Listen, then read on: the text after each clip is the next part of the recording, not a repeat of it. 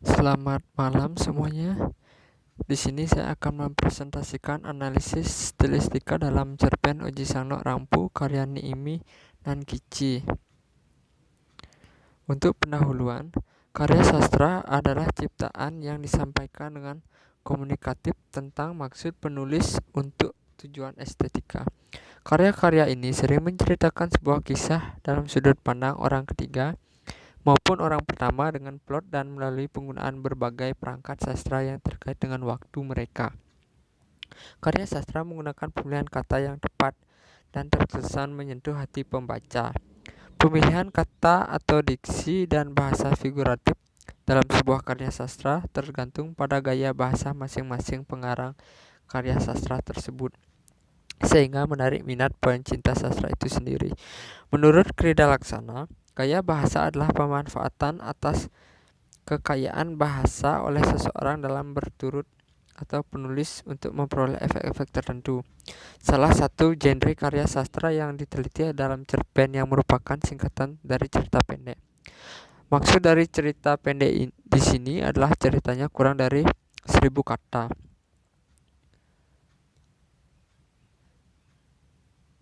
Baik, untuk selanjutnya, metode penelitian. Penelitian ini menggunakan analisis berdasarkan teori stilistika pada karya sastra cerpen yang mengandung gaya bahasa yang menimbulkan efek-efek keindahan dan pemilihan kata yang memiliki ciri khas dari gaya bahasa pribadi pengarangnya, dan menjadi kajian untuk penelitian ini dan sesuai dengan masalah-masalah yang akan dibahas dalam artikel penelitian ini. Hasil dan pembahasan. Penggunaan gaya bahasa dalam cerpen Oji Sangnok Rampu. Secara etimologis, stilistik berarti berkaitan dengan style. Bahasa Inggris style artinya gaya, sedangkan stilis dengan demikian dapat diterjemahkan sebagai ilmu tentang gaya. Gaya-gaya dalam kaitan ini tentu saja mengacu pada pemakaian atau penggunaan bahasa dalam karya sastra. Menurut Sayuti, sedangkan menurut Nurgianto, style ditandai oleh ciri-ciri formal kebahasaan yang meliputi aspek bunyi, leksikal, struktur gramatikal, dan penggunaan berbagai sarana retorika yang memperindah penuturan seperti pemajasan, figure of talk, penyiasatan struktur, figure of speech, dan pencitraan imagery. Dan Krida Laksana menjelaskan bahwa gaya bahasa adalah pemanfaatan atas kekayaan bahasa oleh seorang dalam bertutur atau menulis untuk memperoleh efek-efek tertentu dalam cerpen. Penggunaan berbagai majas dan menggunakan bahasa asing. Berikut adalah beberapa majas dan pemilihan kata yang digunakan dalam cerpen ini, yaitu sebagai berikut.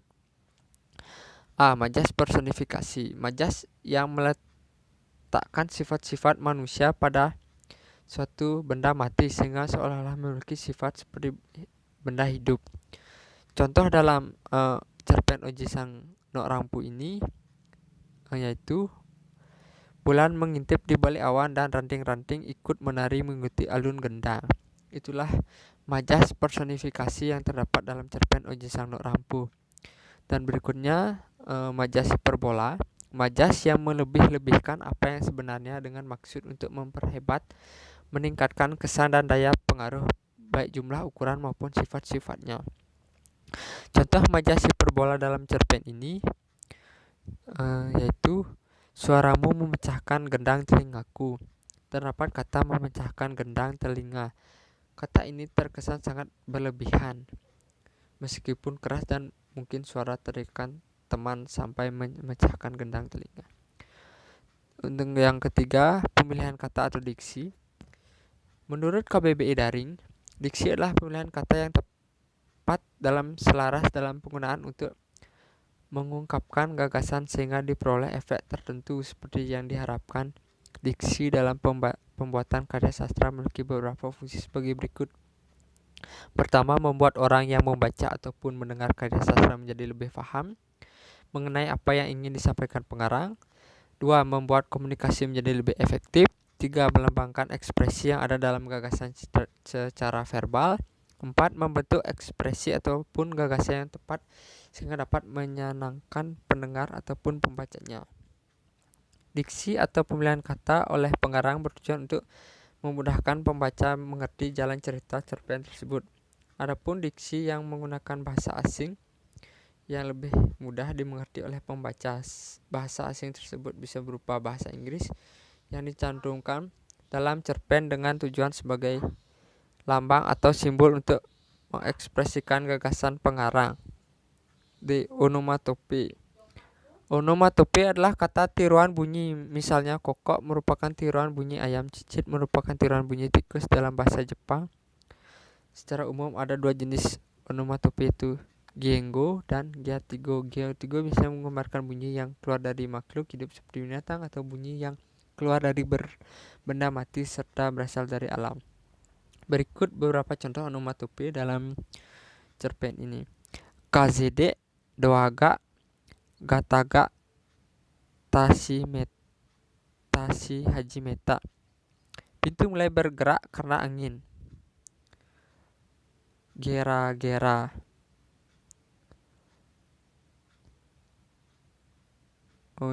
Oisuzute, onagaga, itakunata. Karena terlalu banyak tertawa, saya jadi sakit perut. Itulah onomatope yang terdapat dalam cerita Oji-san no Rampu. Ada contoh kosakata lain yang merupakan bagian dari gengo.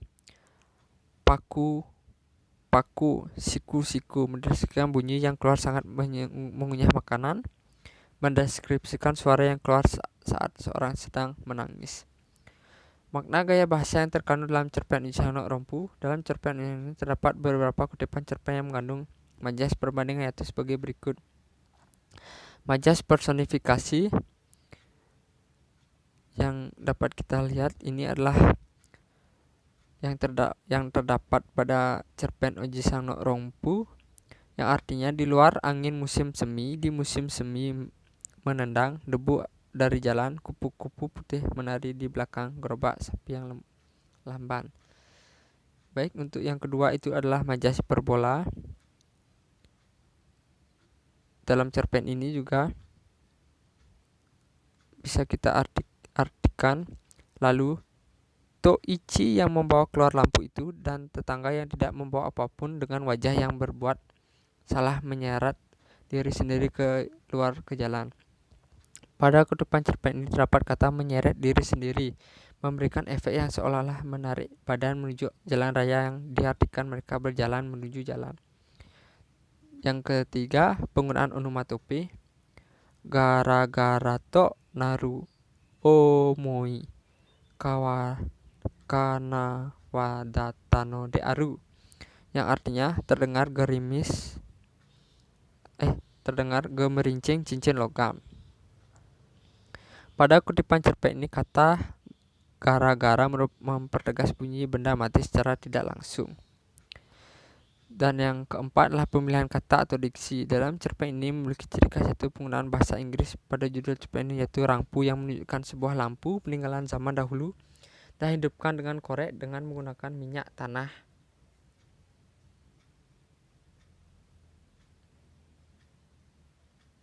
Dalam cerpen ini menggunakan kata lampu dengan nama Rampu karena lampu ini sudah ada pada zaman peperangan Jepang melawan Rusia yang diceritakan pada cerpen ini. Jika lampu listrik yang ada hingga zaman sekarang dalam bahasa Jepang disebut denki atau denki, cerpen ini menunjukkan bahwa kata Rampu adalah lampu berasal dari luar Jepang dan denki adalah lampu yang berasal dari Jepang. Cerpen Oji-san no Rampu merupakan karya sastra yang memiliki gaya bahasa yang unik dan pemilihan kata yang menggunakan bahasa Inggris pada judulnya.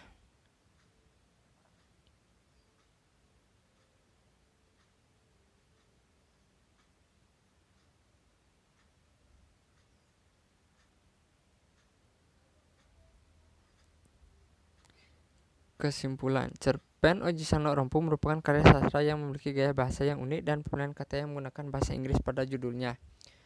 Berdasarkan kajian stilistika pada cerpen ini dapat disimpulkan bahwa majas personifikasi pada kutipan cerpen ini terdata sebanyak 5 kalimat yang menjelaskan suatu benda dideskripsikan memiliki sifat-sifat seperti manusia agar pembaca menarik kesan estetika gaya bahasa yang dituangkan oleh pengarang.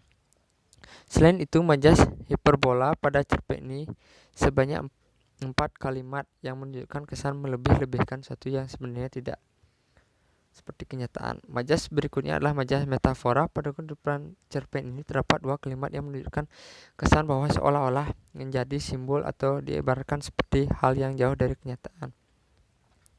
Selain majas perbandingan, ada juga penggunaan onomatope dari atas 2 bagian, yaitu Gianggo dan Giatigo, yang memberikan yang merupakan bagian dari Gianggo, sedangkan Giatigo pada kutipan cerpen ini menunjukkan ekspresi ragu-ragu atau enggan. Penggunaan onomatope dalam cerpen ini terdapat 2 kalimat yang mendeskripsikan benda mati yang seolah-olah berbunyi keras. Selain itu, penggunaan onomatope juga bisa dijadikan untuk melukiskan emosi atau perasaan tokoh dalam cerpen ini. Pemilihan kata atau diksi pada cerpen ini yaitu menggunakan bahasa Inggris pada judul ceritanya. Kata lampu ini terkesan bahwa alat pemecahnya adalah lampu tersebut berasal dari luar Jepang, dan dengki pada kehidupan cerpen tersebut terkesan bahwa lampu tersebut berasal dari Jepang. Kata lampu dipakai karena alat tersebut ditemukan pada zaman peperangan Jepang melawan Rusia. Saat itu juga kakek yang mempunyai lampu tersebut menyimpan benda itu untuk menjadikan kenang-kenangan bahwa ia memiliki lampu tersebut. Itu adalah kesimpulan yang dapat saya sampaikan. Untuk referensi atau daftar pustaka bisa kita lihat dari slide yang terakhir ini. Baik, itu saja presentasi dari saya. Jika ada kekurangan dan salah kata, saya mohon maaf. Sekian dan terima kasih.